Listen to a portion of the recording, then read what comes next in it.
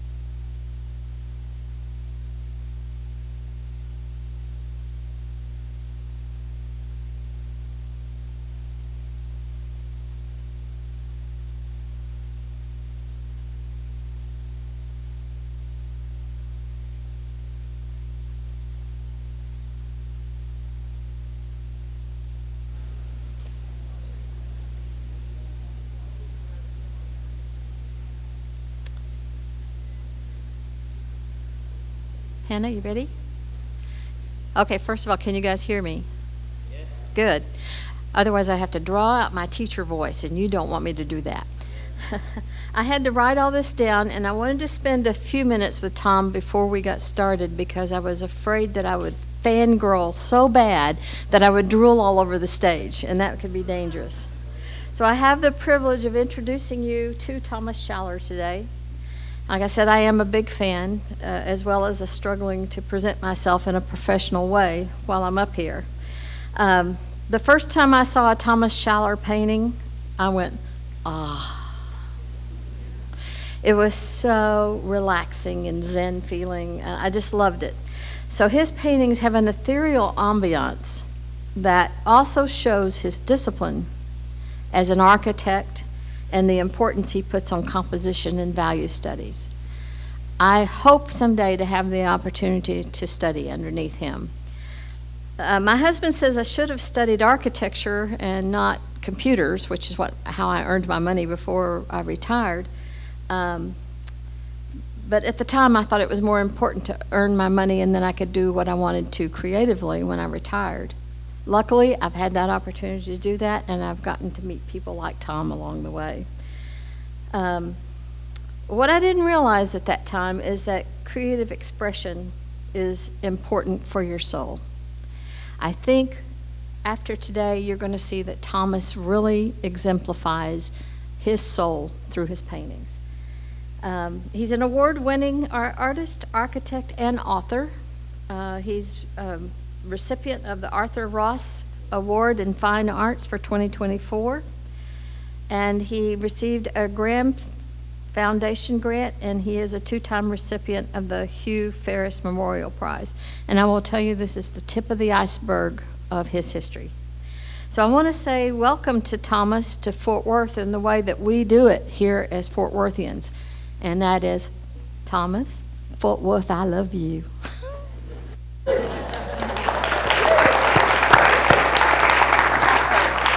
And I'll be.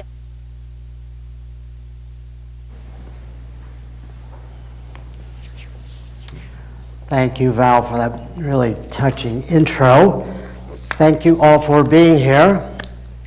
Obviously, a huge thanks to, well, first off to Anna for making Fabriano such a big part of my life and so many of our lives. You know, like many of us, I struggle there's so many people who want to make their mark as an artist. It's hard to find community, it's hard to find your way, it's hard to find your voice, to use an overused phrase, but it's true. And it's been the Fabriano exhibits and festivals that years ago, even before I knew how to appreciate it, began to give me that community originally, and then that sense of voice and a way to find my way and what it is I might have to say and what I might have to offer as an artist. So I'm deeply grateful to you, Anna. And also now, after all these years, to Lauren McCracken for making this happen here in the US, which we've been talking about for years, but Lauren had the the stuff to make it work. And boy, did he ever. This exhibit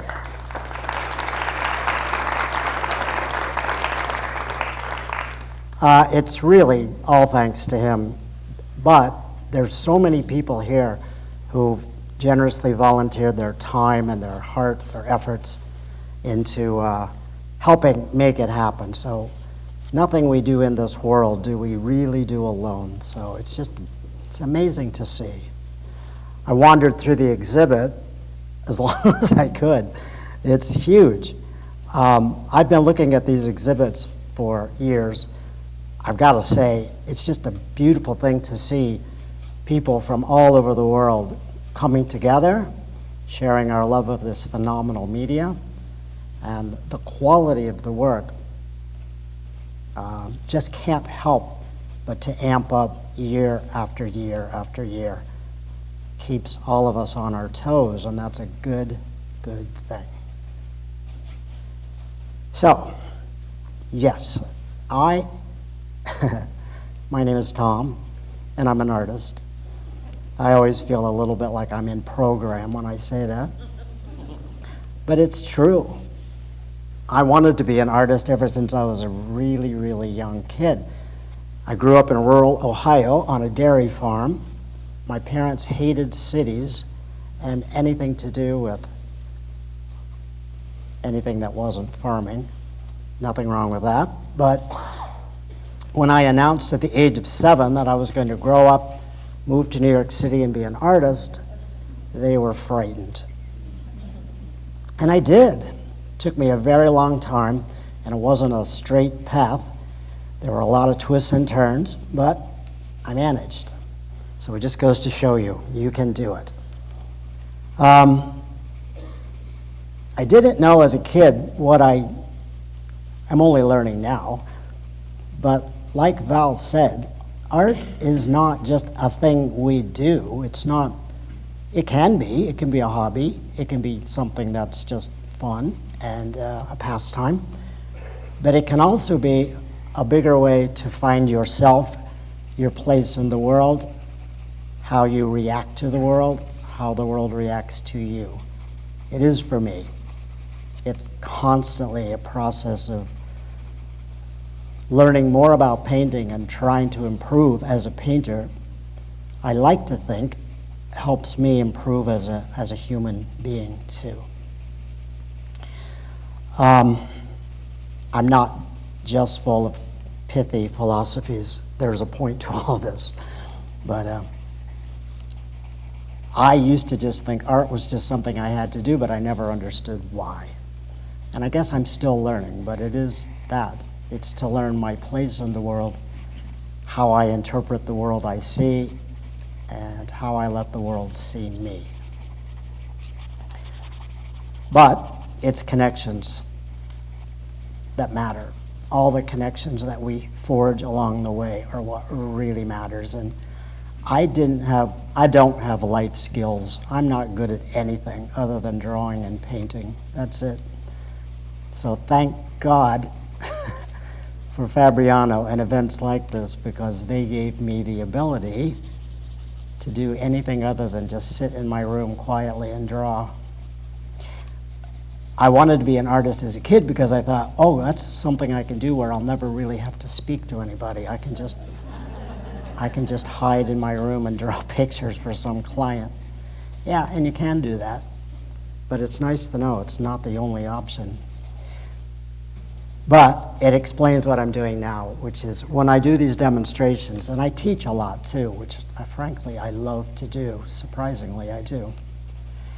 But I find that when I teach or give demonstrations, and when I have to speak and say out loud how I feel about art, my art, others' art, art in general, I teach myself how do I really feel? What is it I really have to say? So it helps. But when I'm doing demonstrations, I have to carry on this nonstop dialogue or I'll freeze. Okay, what am I doing today? I'm going to paint for you. I love to paint in contrast. And by that I mean two opposite things that meet on the surface of the paper and find some kind of a resolution. That's the whole key to the lock of art for me. I tell all of my students, we're not all alike. We all paint differently, as I think we should. We have to. It's our DNA. It's our artistic, our personal, philosophical DNA. Our art is an expression, a silent language with which we express how we interpret the world, how we see it, how we allow it to see us. So, of course, light and dark, that's one obvious contrast I love to play with in my work, but that's just the beginning. I love to play with the vertical, with energies in composition, the vertical, the horizontal, the diagonal, square formats. I talk a lot about this in composition class, but all the energies we can build up inside our work just by the way we choose to place the elements compositionally, how we layer our values. That's a whole demonstration in itself. But that's another contrast. Color, warm, cool colors have very different energies that fight for dominance. Then more philosophical things.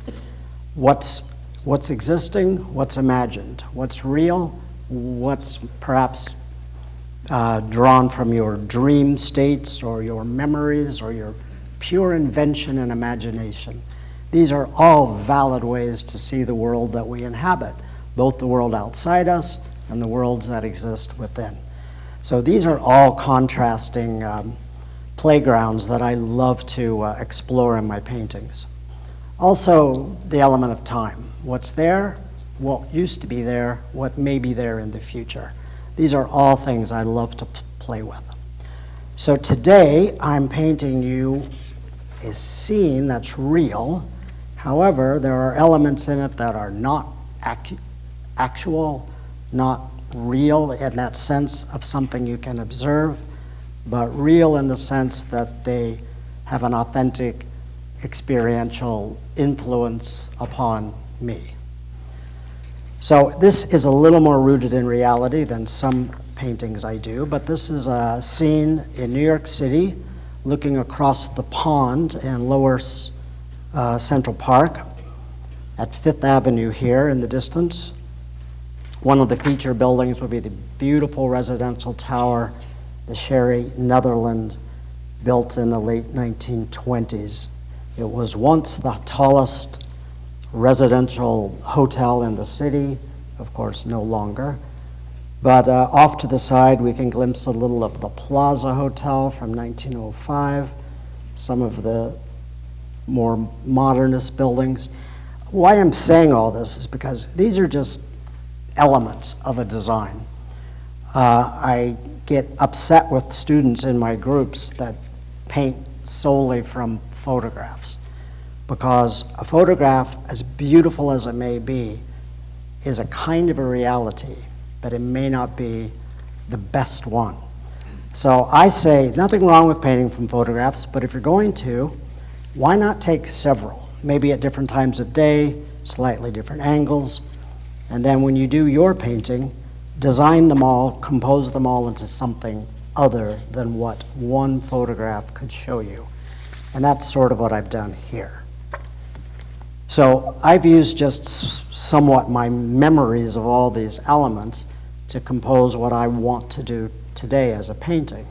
So it does feature that one beautiful old neo-classical building. It features the plaza just obliquely off there. I decided that building was ugly. I took it out. I decided I'll design a better one. I'll put it in here.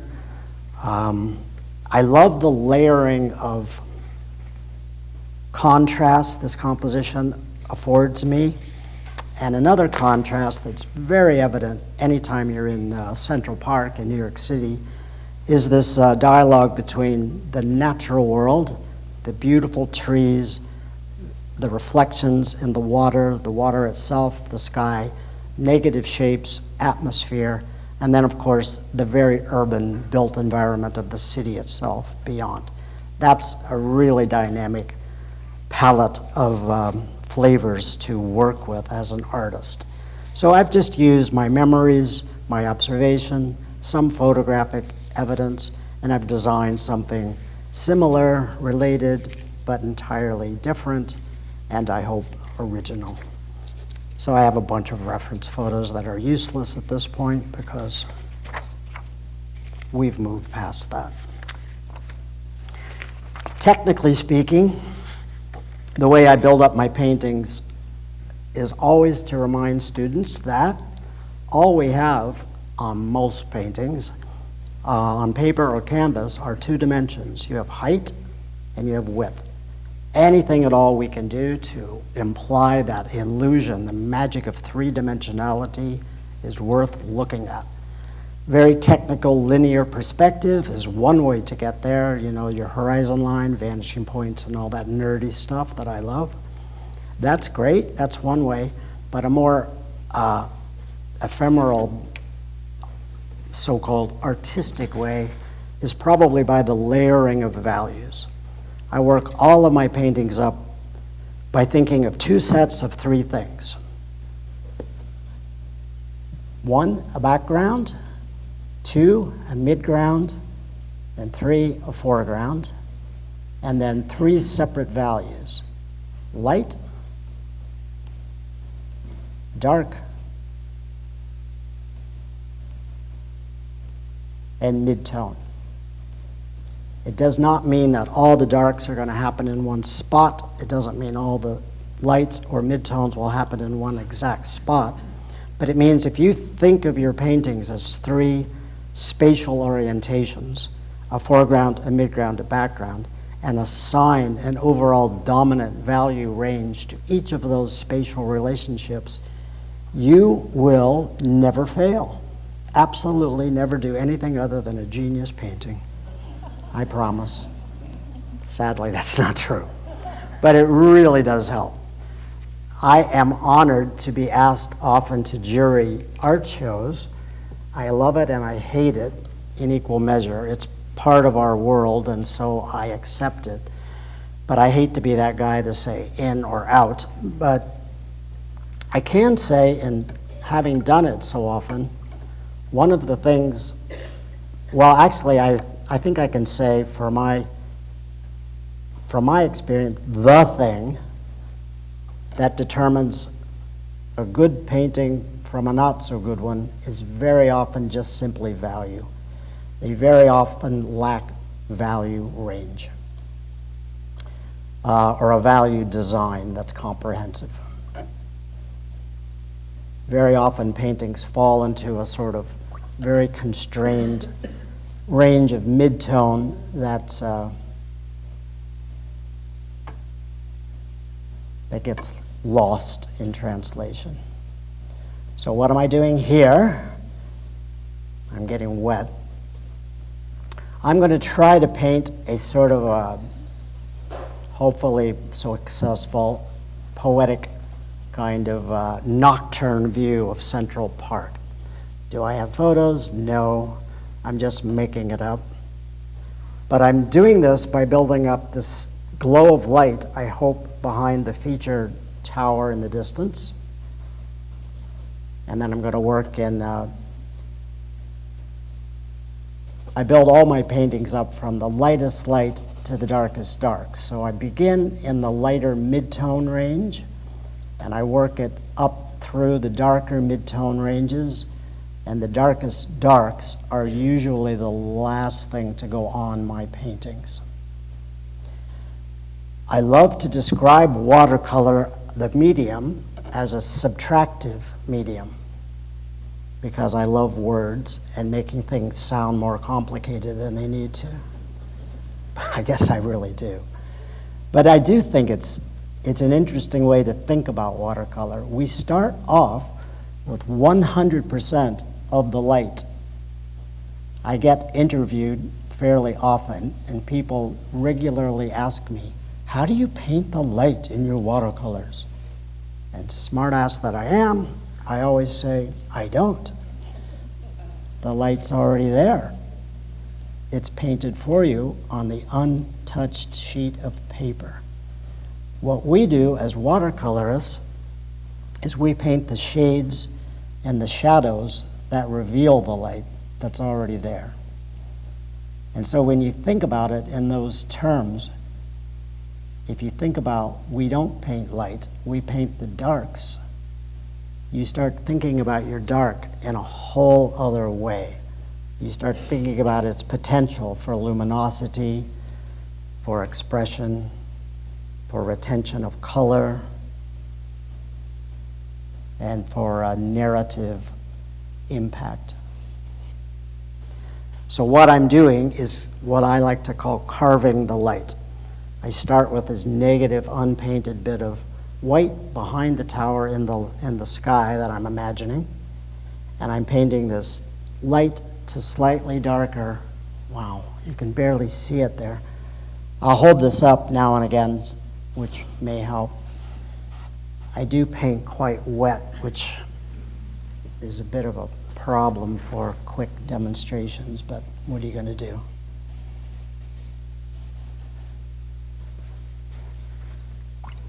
So what I'm going to do is just pull this down into the land and water below and just do one overall giant wet sloppy wash. Were I home, I would let it set up by itself, but I may have to ooch it along with a hairdryer.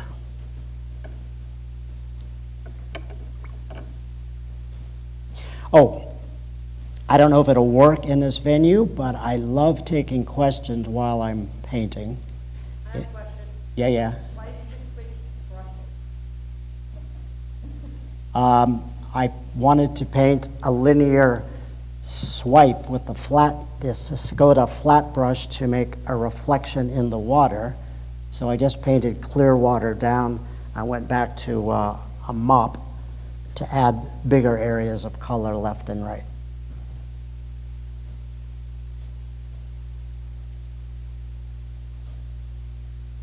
Yes, these are my mop brushes made for me, Thomas W. Schaller, by the Neef Company, in a shameless plug.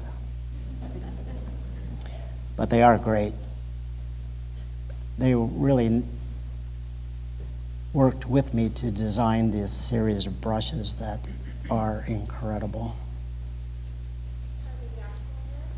They're not. I didn't want natural hair brushes. I wanted synthetic because,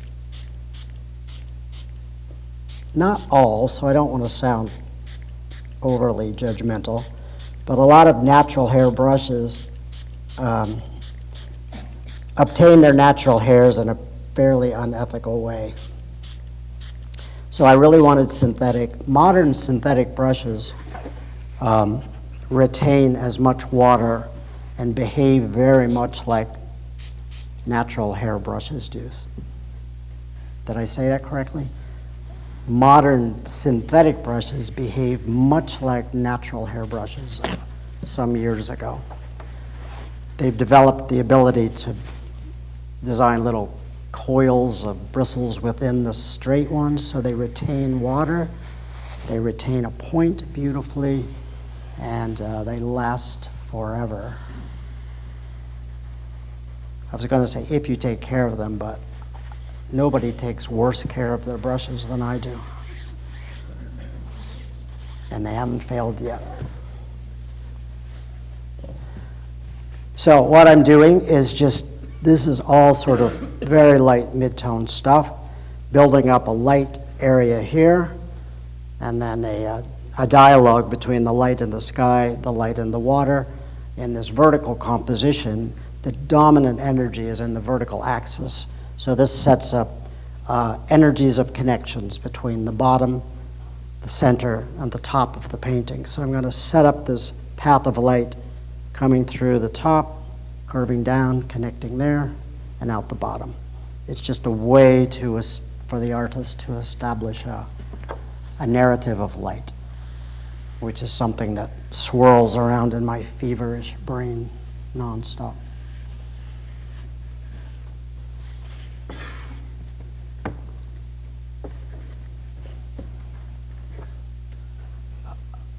This is one of my favorite brushes.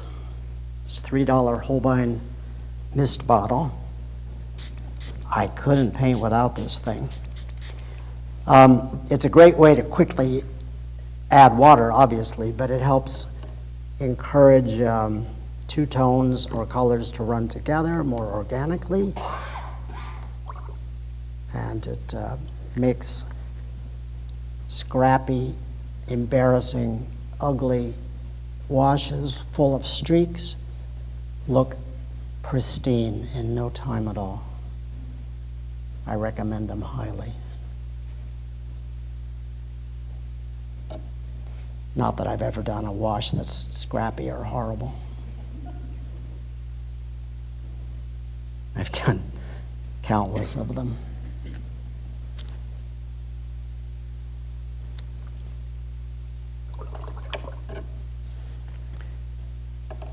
So I have the idea now to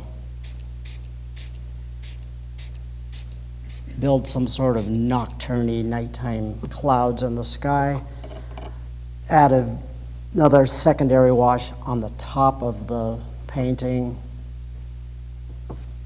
to help isolate that area of light and anchor the top of the painting with a little bit of additional value.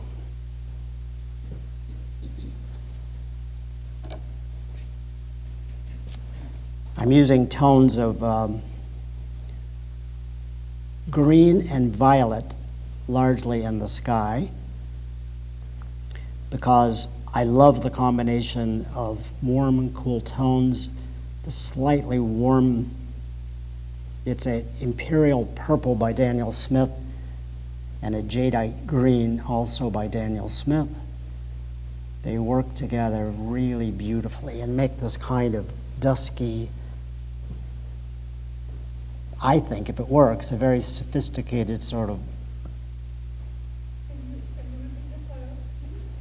Daniel Smith, both colors, Imperial Purple and Jadeite Green.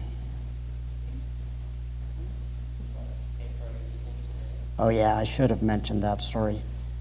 I am using Arches paper, not 300 pound, no, but 300 grams, so 140 pound, rough surface. I almost always use rough, never cold press, never hot press.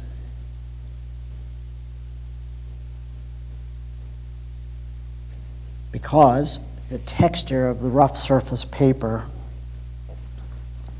boy, you can't see anything. I'm so sorry, it looks absolutely brilliant up here. It's a shame. I'm still in the lighter mid-tones, so it's going to get more value quickly. I know I have limited time, and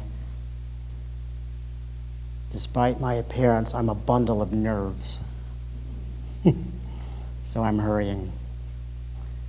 I love the textured surface that rough paper affords me because I prefer more granulating pigments rather than stain-based pigments. So there are tonalities and colors I avoid, which I'm not saying are bad, and I'm not saying you or anyone should avoid them. It all depends on how you paint and what you're trying to express. But phthalos, I don't use. Quinacridons, I don't use. For me, they're too aggressive and add too much color too quickly. No color, however beautiful, is going to save a painting with a bad value design. So my concentration is always on overall values and also on how each pigment mixes with each other pigment. So I don't know that this is brilliant, but it is working. I only wish you could see it a little better. What's that? What blues? I cannot hear you, sorry. What blues?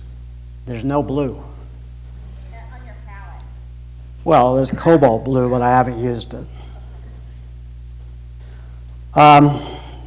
Yeah, this needs to get dry, so I'm going to let this sit for just a moment. And I'll talk about my palette briefly. My actual physical palette is made by Steve Finelli, who is a genius, and he hand makes these palettes on demand, so he'll make you anything you want. I tried to limit the number of paint wells. I failed. I think I'm better off when I simplify just in life and in general, and I fail regularly. But I think I paint better if I have fewer rather than more pigments. But anyway, generally my pigments range from warm to cool and from light to dark. I always keep 4 at least wet wells in my palette. These are mid-tone, warm, mid-tone, cool, light, and dark. If you'll notice, they're all complements. My lightest light is a pale yellow. My darkest dark is a violet. They're complements. This is burnt sienna, and this is cobalt. Again, warm, cool, both fairly mid-toned, and obviously complements. I love to keep soupy, wet wells on my palette at all times. I think it's better to have something wet you can stick your brush into, even if it's the wrong color. The worst thing is when your brush just goes dry and you're stuck. So is your studio palette more extensive or basically the same? This is my studio palette. I take it with me wherever I go, and I use it in the studio. I have other palettes, but I just tend not to use them. Pardon me, I'm going to dry this off.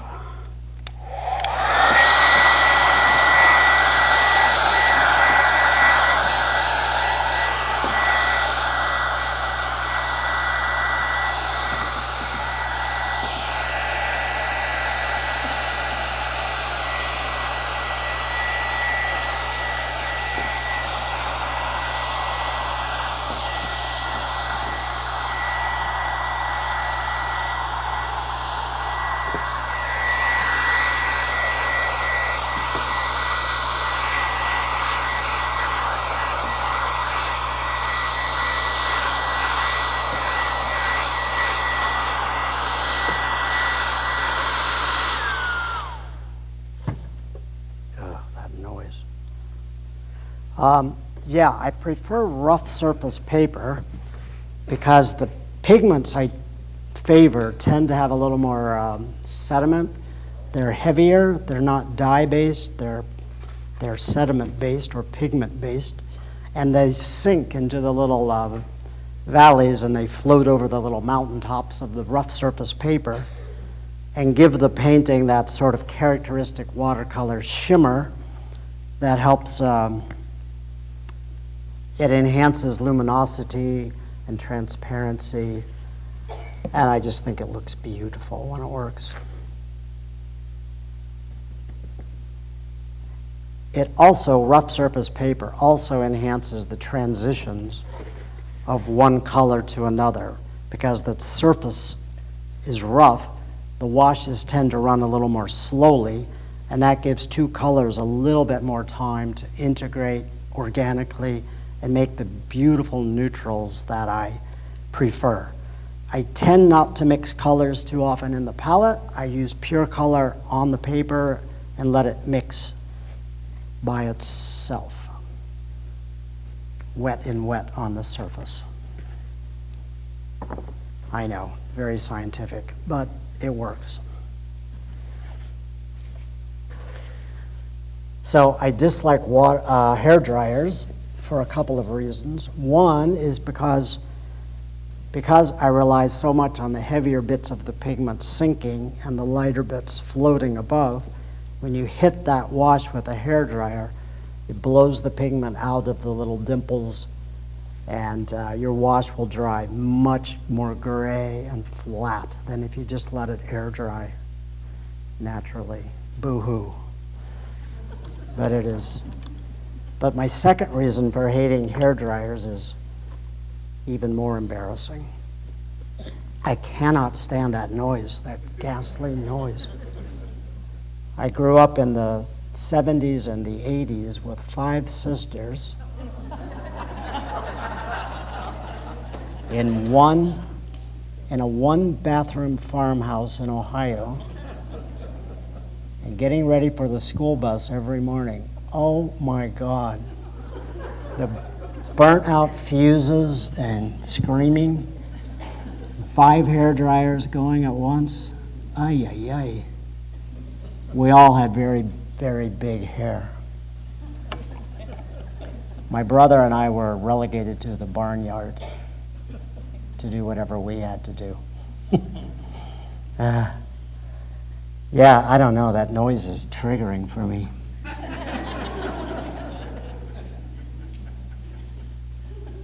Me and my brother trying to wash our faces in a snowdrift.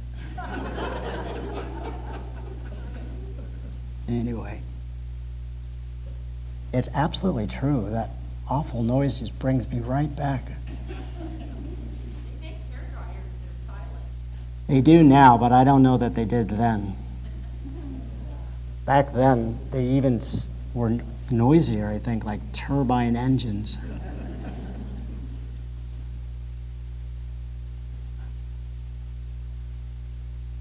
Yes, if you can avoid having 5 sisters, it only takes one. No, they're great.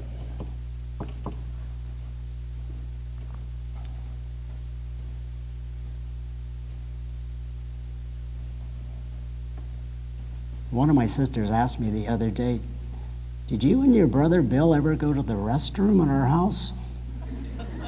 No, I don't think we ever did.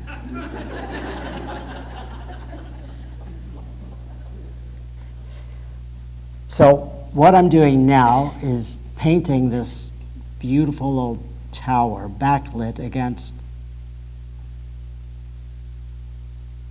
the moon in the eastern sky.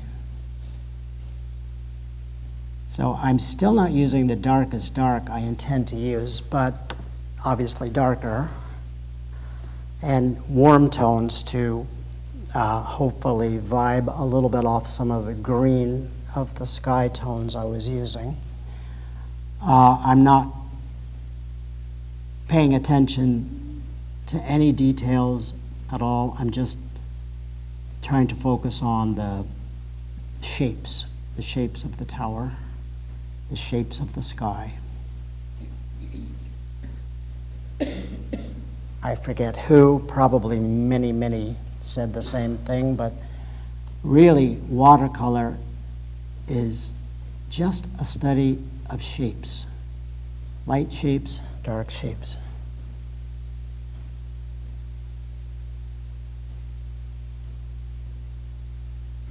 I can tell you that attitude helps me because with my background, I can become inordinately lost in details.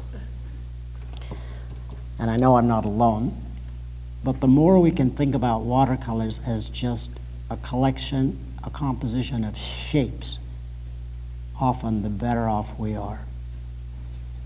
Another little trick that's helped me is the discovery of flat brushes.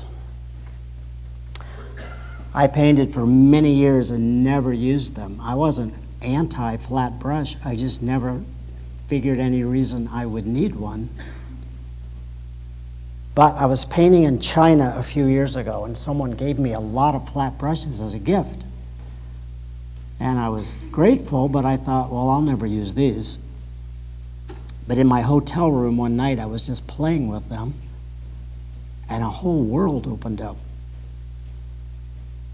But another thing, with a flat brush, and this is, I think the technical term is crap. This is a very cheap, just craft store flat brush. I shouldn't admit that, but it's true. I have all these sponsors that give me these expensive, beautiful brushes. But once in a while, a very inexpensive brush can be a good friend because they don't hold much water is the point. So you're able to get these dry brush effects very easily where it sort of skips and it implies a lot of detail without actually having to draw or paint any of it.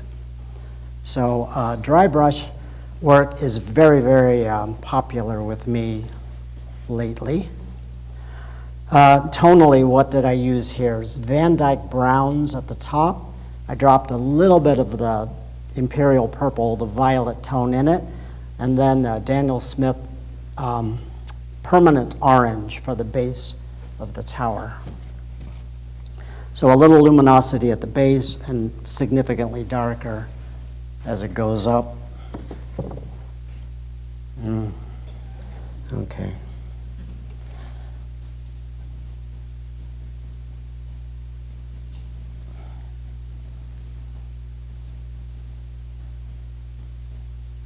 So very often, well, if any of you have ever heard of Facebook or the internet, I'm sure you're not strangers with the idea that people have a lot to say online. I get the craziest comments. Mostly, to be fair, people are great to me online. But one comment I get, which is not unkind, it just surprises me. People say, "Your work is so detailed." And that's not untrue always, but it's often untrue. Like this has zero detail in it. But it's often that I have techniques or ways of implying detail that's really not there that I think is what's fooling people. And of course, I love that. I love to get credit for things I didn't do.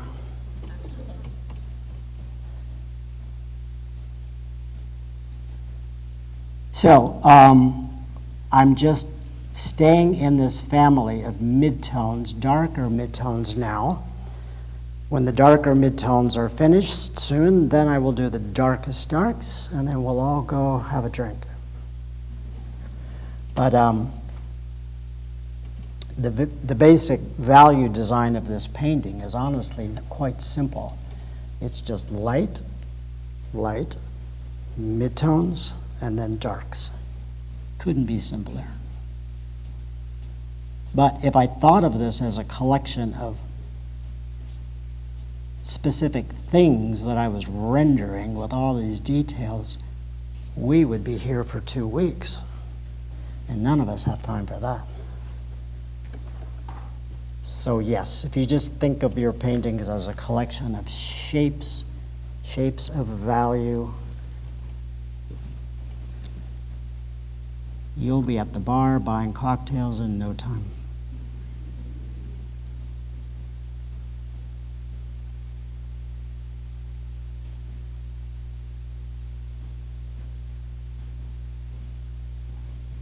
I'm a very, very, very big fan of doing these little values, compositional and value studies beforehand.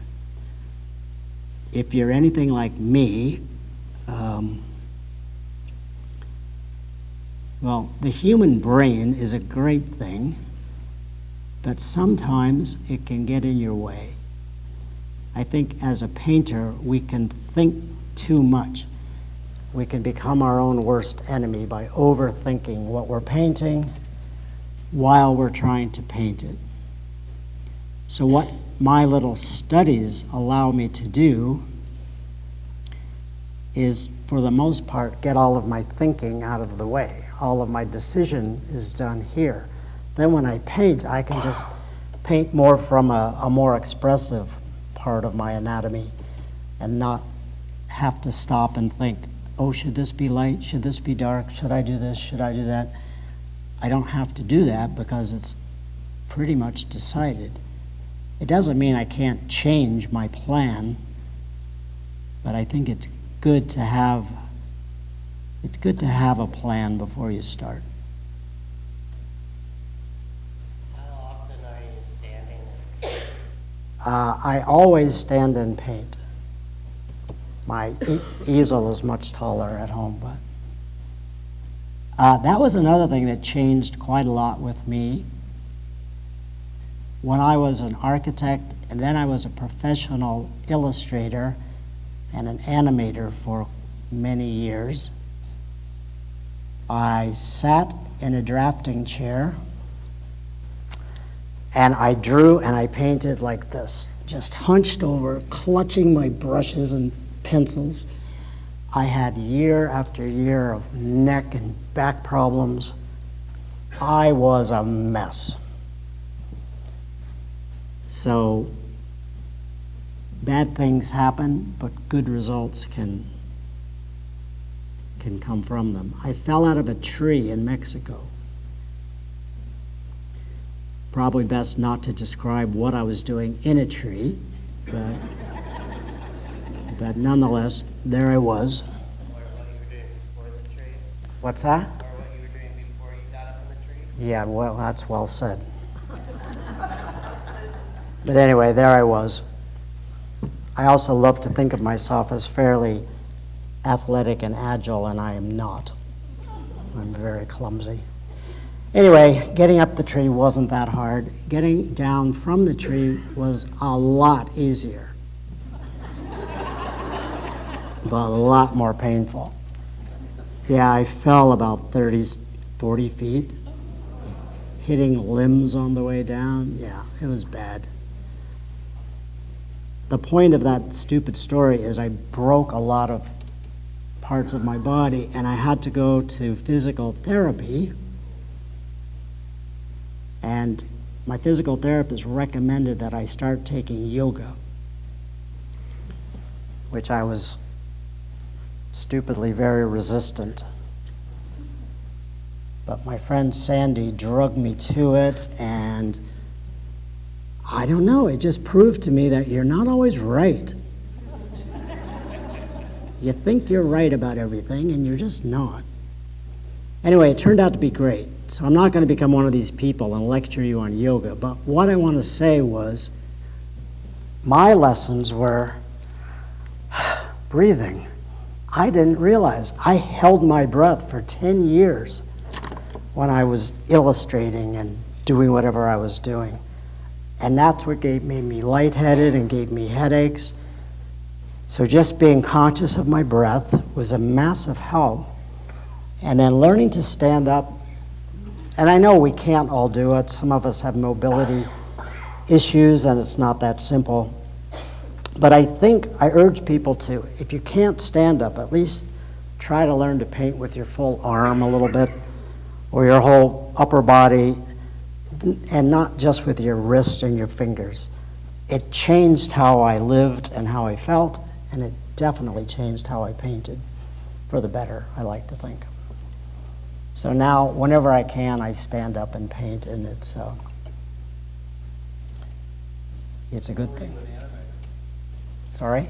Where were you an animator? Oh, I was freelance. I worked with Paramount, Disney, Warner Brothers, various studios. I started off at Disney.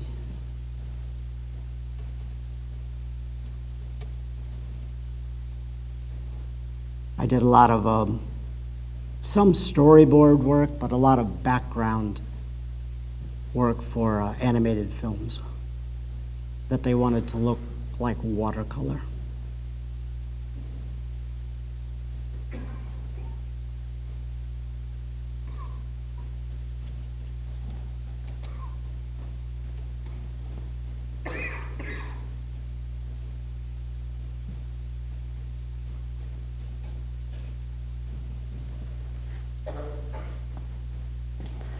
So I'm just laying in some of these across the pond, these more distant trees. This is, again, the Daniel Smith Permanent Orange, one of my most used and versatile colors.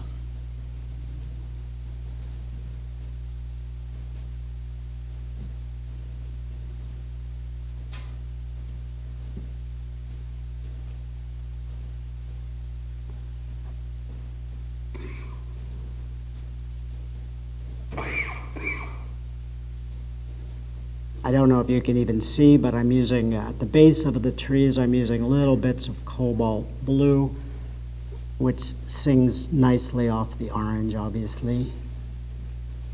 Contrast, complements. That's my thing.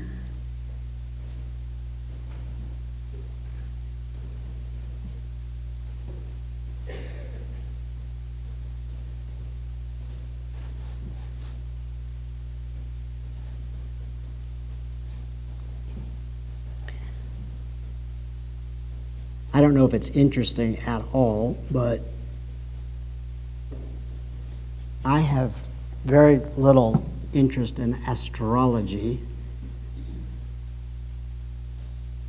Of course, my sister, one of them, says I say that because I'm a Capricorn. And I suppose that's probably true. But I don't put a lot of faith in astrology, but I do put a lot of faith, or I'm very interested in birth order, like what's the order of your birth in your family as an indicator of what exactly your brand of insanity is going to be when you're an adult. And in my family, with 7 kids, I was directly in the middle. Number 4, I guess. 3 older, 3 younger. So, from a very early age, I've always been very interested in these extremes, the contrasts of different things meeting to try to find some sort of resolution. To this day, I'm still translating whatever my youngest sister is trying to say so my older brother can understand. And I really think it heavily informed what I'm interested in as a painter. This whole idea of contrast and trying to find resolution between 2 warring factions. I don't know. Look, I spend a lot of time in the studio. I think about things. It just dawned on me one day is, oh, maybe that's what it's all about.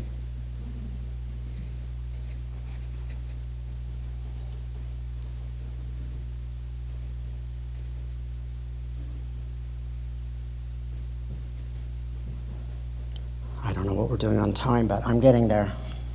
I think maybe this was a little ambitious for a demo, but that's typical for me.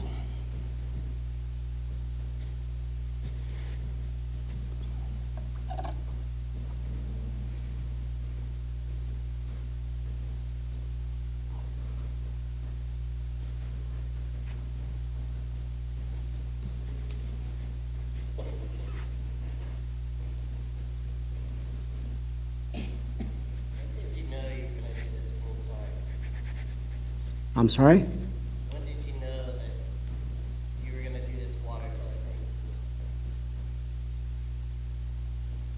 That's a great question because I didn't know for many years.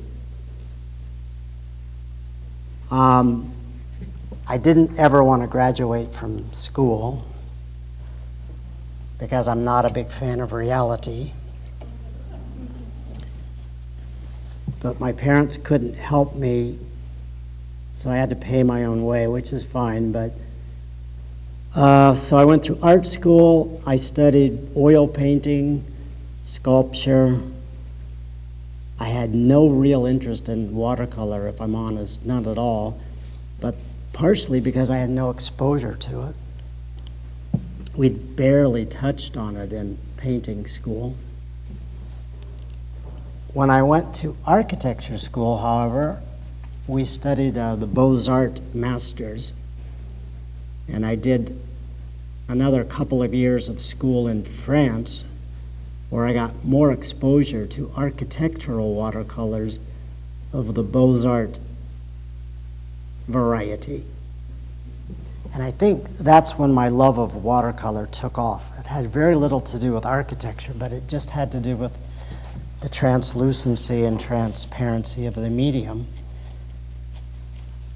Anyway, it's a long answer to a very short question. Would that be like your first book you put out? Before that, but yes, that was the culmination of it. What I'm trying to find words to say was, I tried to figure out a way, could I mix all my different interests into one thing? So that first book was one attempt at getting there. How to mix my interest in architecture with my interest in fine art, and how would I make that into any kind of a life, or did it even make sense? So I became an architectural illustrator, and partly that's because no big gallery in New York City wanted to make me a famous artist overnight, which seemed really unfair, but they just said no. But it's okay, because I learned that I had a lot to learn and I needed a lot of technical practice. I really like your description of the materiality of these objects, how the rough textured paper allows pigment to either rise or go into the indentations between the texture of the paper. Thank you, yes. How using one kind of synthetic brush holds more water, where using a cheap brush holds less water and allows you to do all of these things. So thank you for that. The materiality of these things will be instructive. I'm glad. I think I have too much to say. It's not all very interesting, but This one is. thank you. It is to me too, because I think I really truly want to help people, and I see so many students struggle with materials, and we all do this when we're learning, and even later. I think sometimes we think, if I could just learn this technique, or if I buy this color, if I buy that brush, all my problems will be over, everything will be great. It's just not true. Techniques. What's that?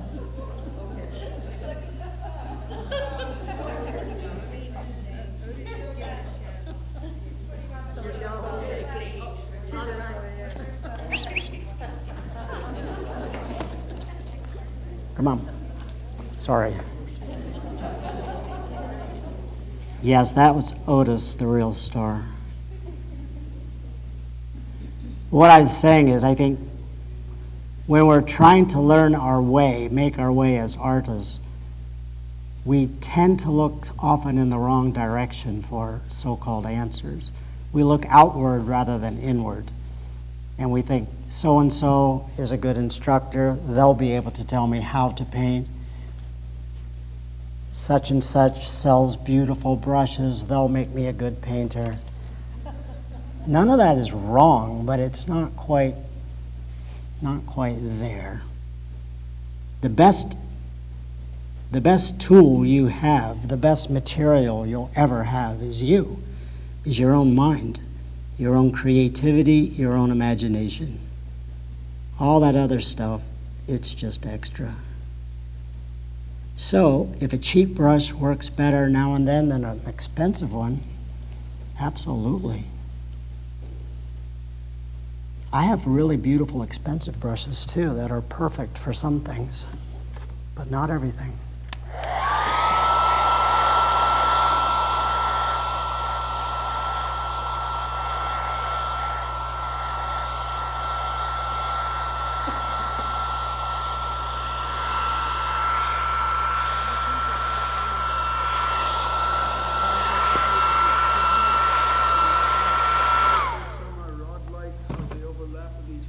I'm sorry, I had the hairdryer on. I didn't hear that. Oh, sorry.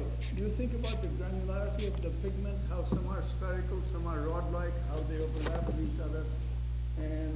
make it less or more transparent? Absolutely. That's a big part of the whole ballgame for me. Yep. But I also know that I'm very, very analytical and nerdy, and that can be a problem too. And some things work that you don't think are going to work, and you have to get out of your own way sometimes and just allow the unexpected to happen. And I'm not always as good at that as I would like to be, but I'm better than I was. You're using plein air painting in New York now? You there? Oh yeah, I just gave a 3-day class, just finished yesterday, in plein air in New York. We were outside every day. Amazingly lucky with the weather. Staying out of trouble.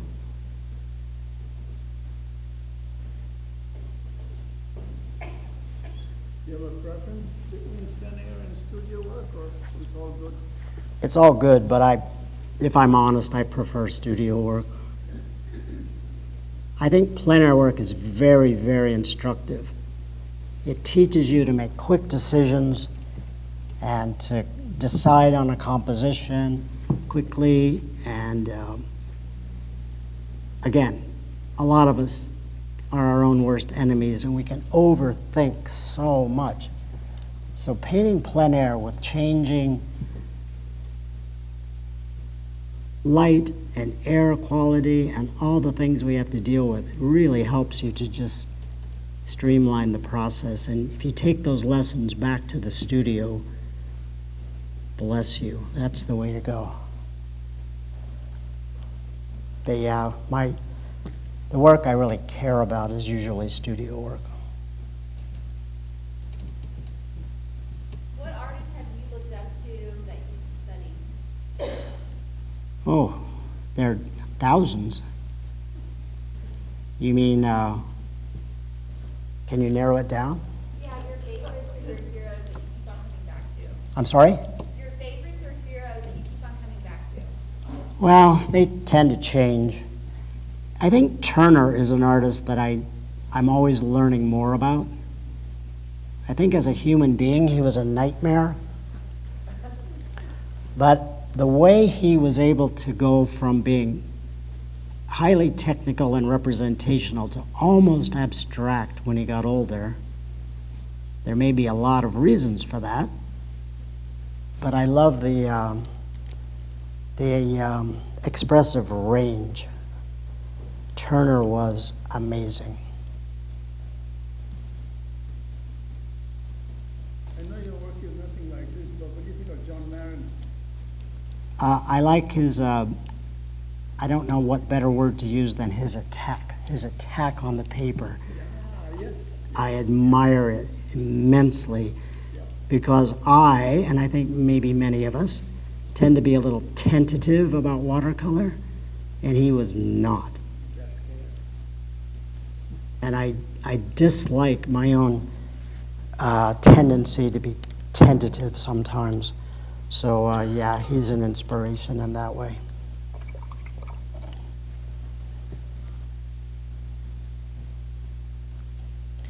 I love a lot of painters. Of course, Edward Hopper is great because he's so depressing. I love depressing paintings. Whistler was an absolute genius. His nocturnes are the reason I'm doing this. Not that this is like his, but yeah, amazing artist. Thomas Eakins.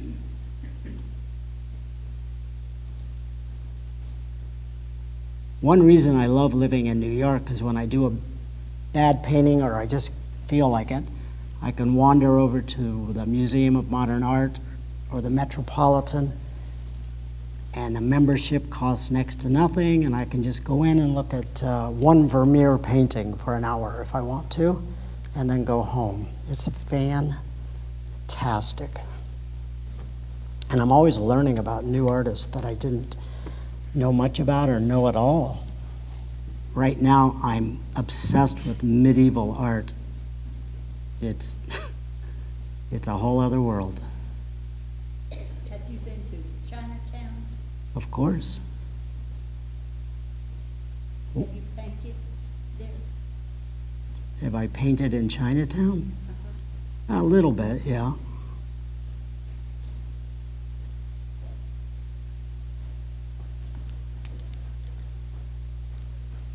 I'm not especially fond of doing just scenery. I always like some kind of story. So I don't tend to go out and just paint scenes of New York too much, though I do.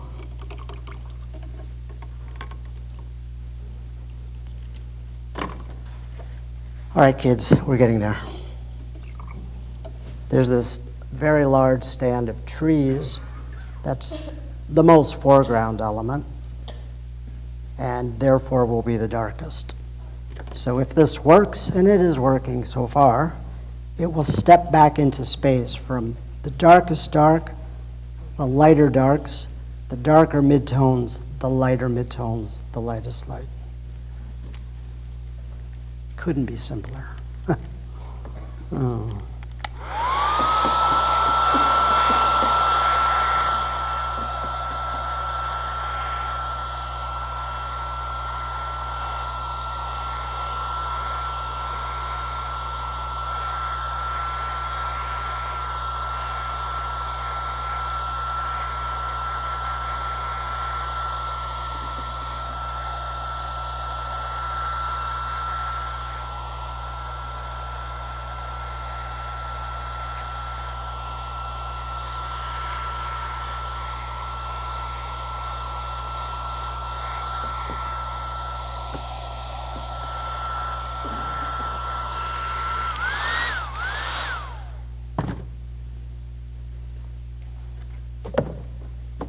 (1983) flashback.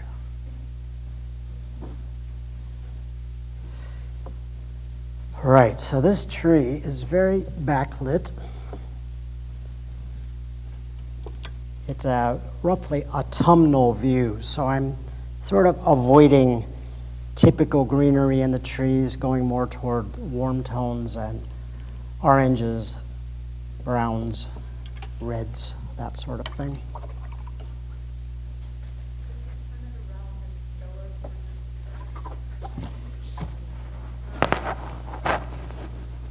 So we're just about ready for the darkest darks, and that'll be the end stage.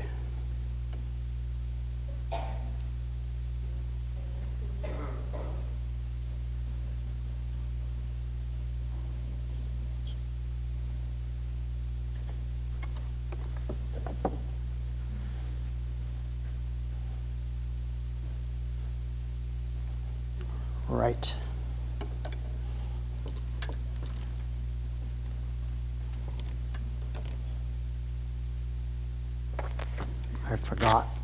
I forgot an important brush. Life goes on.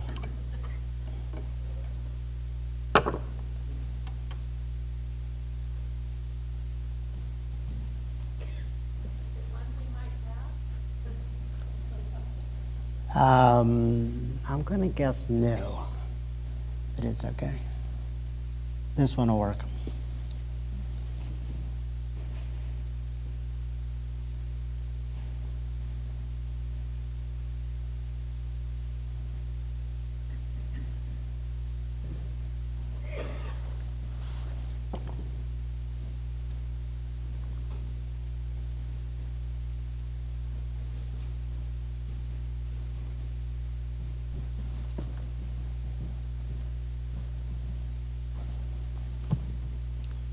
This is a liner brush. It's made for lettering, painting signage and that sort of thing. But I discovered that it's a great brush to use for trees. It has this big fat barrel and long quills that stick out of the front, the top. So it holds a good deal of water if you want it to. And if you lay it on its side, you can just do very, very gestural quick marks that make very aerated foliage shapes.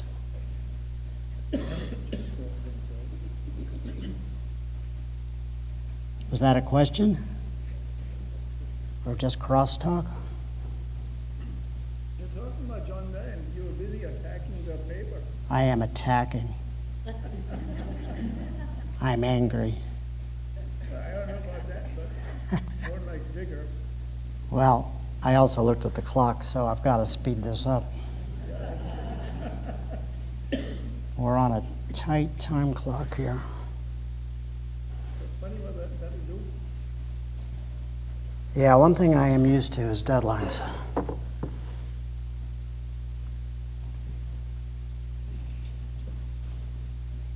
lizard flick?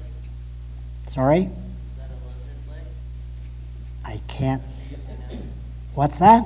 Is that a lizard flick? A lizard lick. Lizard or lick, I think he said. I'm lost. It's a What brush is that? it's a liner brush. It's for hand lettering of signs.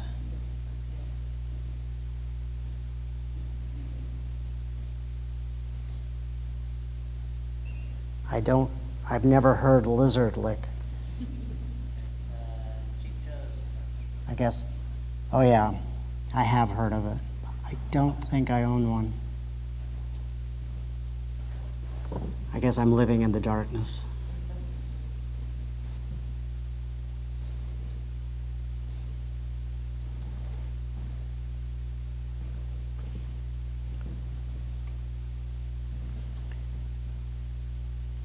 I do paint upside down a lot, if anybody is wondering. It just helps me focus less on detail and more on shape, and tends to help speed me up if I'm slowing down. Do you ever use it to move the paint? Yeah, all the time.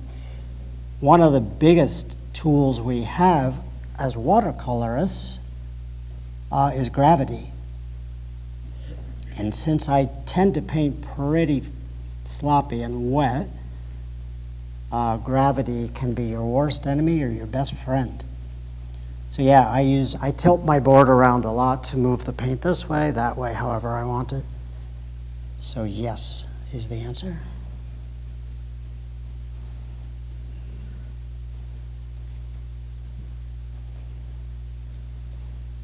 I'm keeping this board much more static than I would if I were at home alone.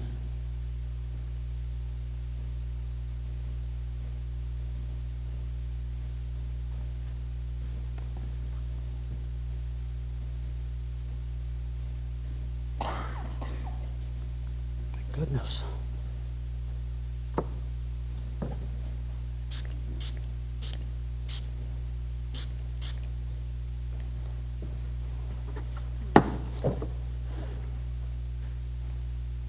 You can almost see it.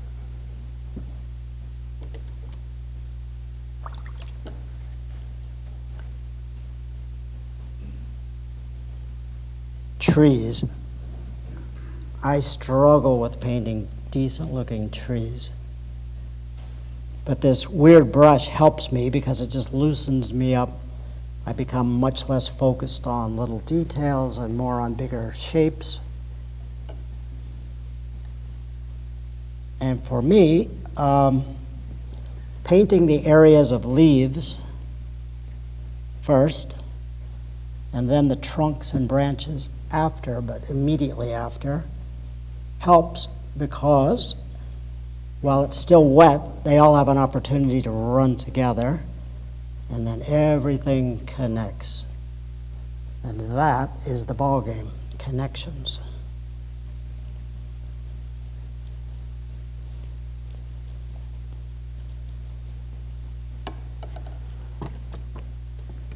Hurry up, man, hurry up.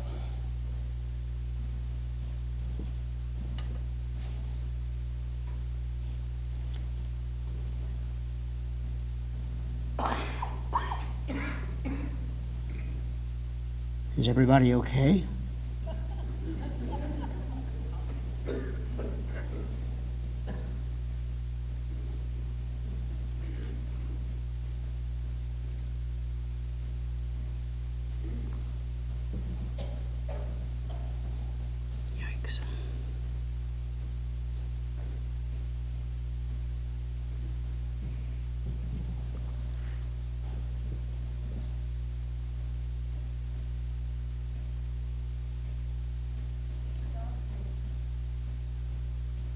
Excuse me? I can't hear you. Oh, what is your dog's name? I don't have a dog. What's your son? What dog? That's Otis. My little Otis. He just popped out of the bag over here. Oh, it's okay. Yeah, about one day I lost my dog, which was tragic, after 12 years. And one of my other evil sisters, she fosters dogs and finds people to watch dogs while she finds permanent homes for them. I was in Los Angeles. She called me and said, "There's a little dog in a kill shelter very near you. I need you to go get him and just watch him for 2 days. I'm going to find a home for him." Anyway, I whined and said I couldn't do it. She begged. I did it, and that was 9 years ago. And I never intended to become that weird old guy traveling around with a little dog, but there you go. Life has surprises. Does that improve your art? Yeah, it improves everything. He's fantastic. It's one of those questions that you don't like getting in emails. It's okay. Now, he's really good. I didn't really know, when I got him, I traveled a lot more than I do now, and I just didn't see how on earth I was going to metabolize. Anyway, I just decided, oh, well, he's pretty small. I'll just throw him in a bag and take him. And he's been going everywhere with me now for almost a decade.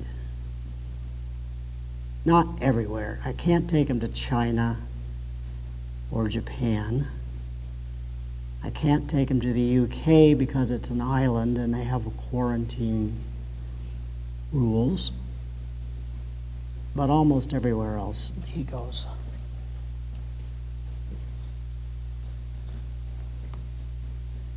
He's a very, very good boy.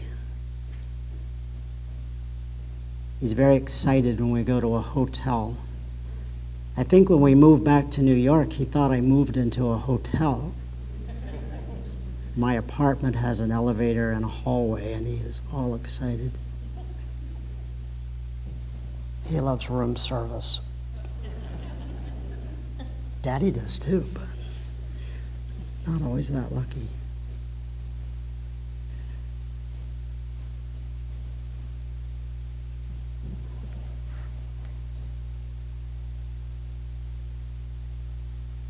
Speaking of Japan, I took this calligraphy course when I was there, and oh my gosh.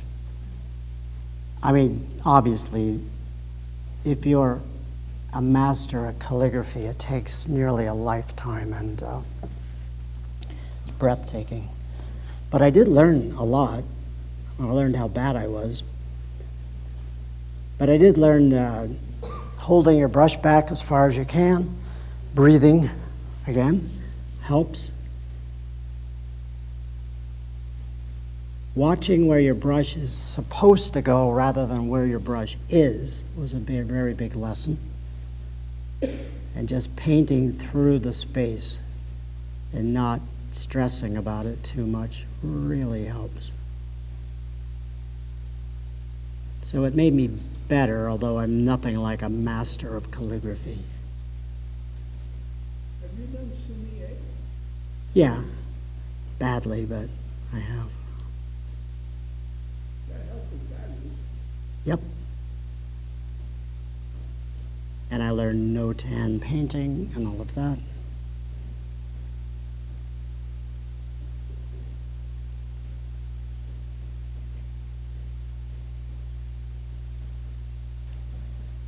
Okay. So I'm starting to lay in the darkest dark bits. So it's a dark evening tree, a little bit lighter at the top so it doesn't pull your attention too far out trying to concentrate this as the center of focus, so the darkest darks remain largely here, and the lightest lights.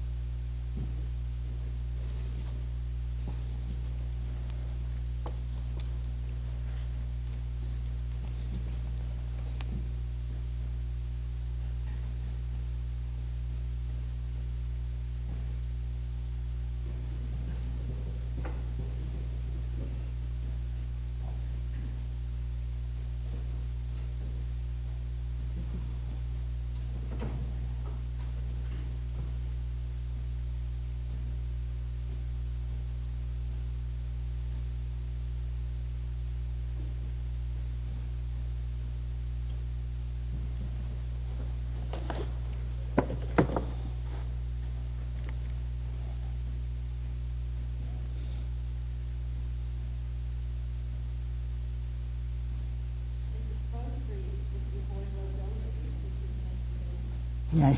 Yeah. Thank you. That's another anecdote I was going to tell.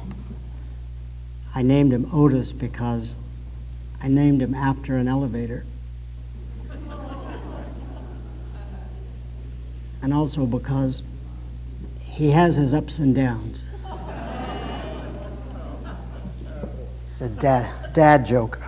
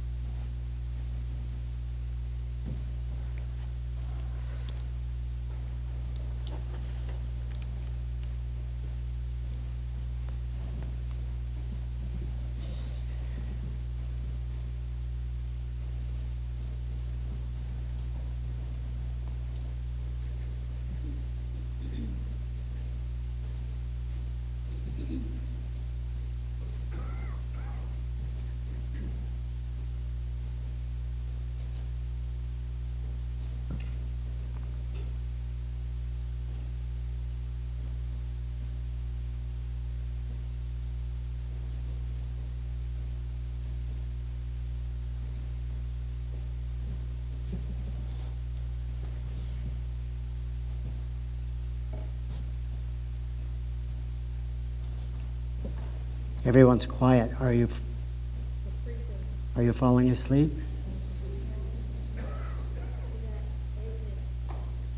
That's all I need.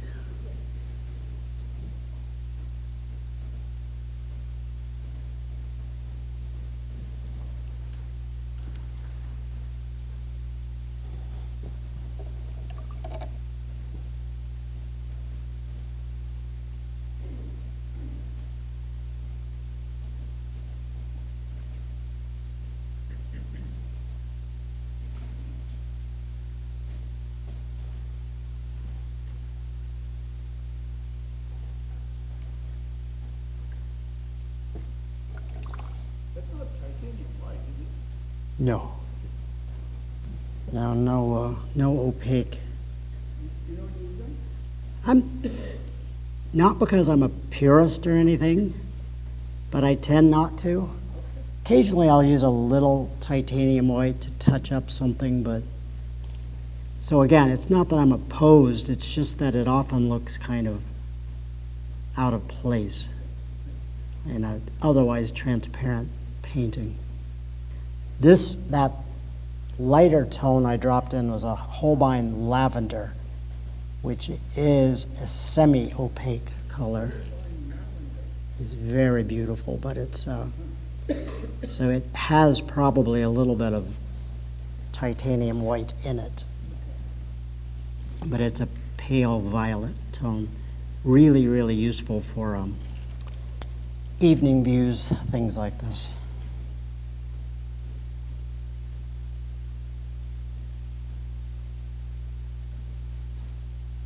It's sort of ugly by itself.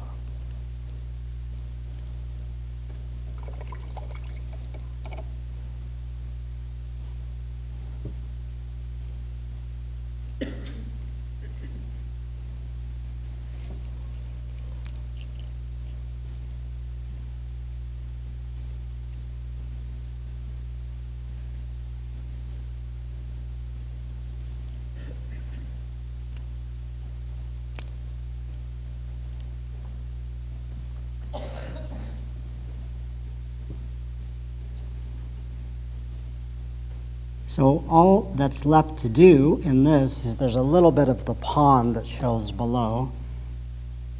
Not very much, and it's also quite dark. So I'm just trying now to connect it to the landmass above with reflectivity and a little bit of water identity.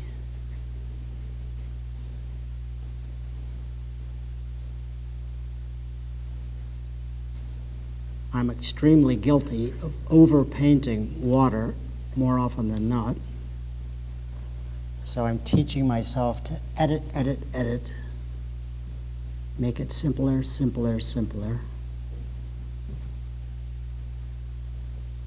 I'll be Turner in no time. Yeah. Another 100 years, maybe I'll get close.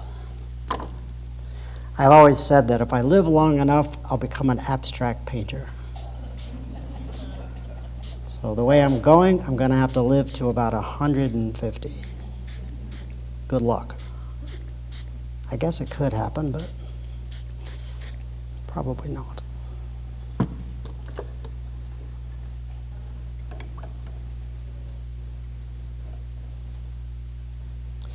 This is a little bit of cobalt teal, just a paler bluish green.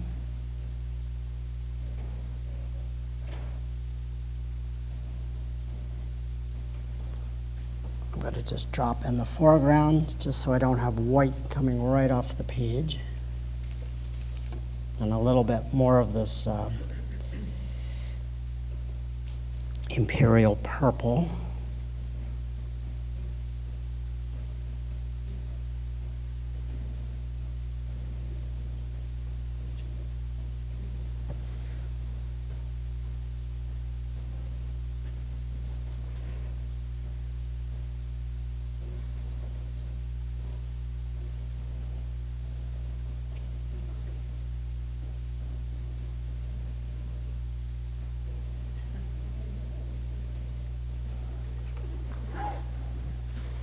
Otis, buddy, I'm sorry. You're usually better behaved than that. Come on, Otis, come. Go on, go on, come on, good boy.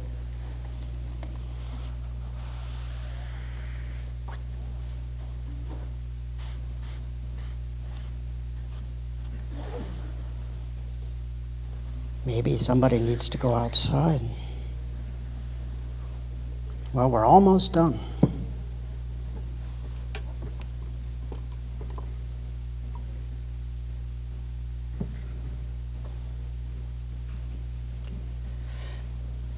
So we're in our final minute or so. If anybody has any questions or comments, criticisms or hate mail. I just wondered if this was from a photo that you took, or was it, as you mentioned, a combination of several? Yeah, it's a combination of several photos, but also some is purely imagined. So I made it up, and some is memories of the place from different times of day, different seasons even. Altogether, it's supposed to look like an autumn view. It's supposed to feel more like an autumn view of Central Park. But I know you mentioned that earlier, but I was wondering if this particular painting, you used all of those things to make this painting? Yeah. Yeah, there's not an actual view like this that you could go look at, but there are a number of views that might feel like this or remind you of this. But this is supposed to be, it's supposed to be me taking my own medicine. And by that I mean, I didn't see anything like that in Central Park. sorry?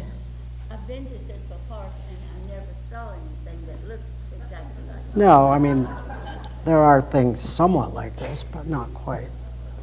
I always tell my students to try to paint not what you look at, but what you experience. Try to paint your experience, not just things you're looking at.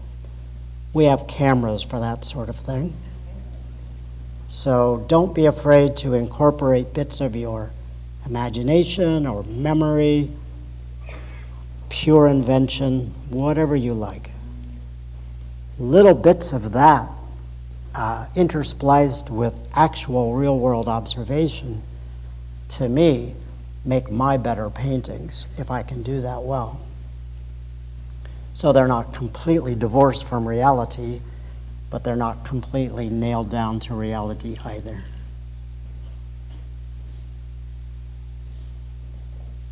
Tell me you're finished, would you hold it looked up again for everybody to see? I will, and actually, we've reached the end stage. So there we go, a partially imagined autumn view of Central Park.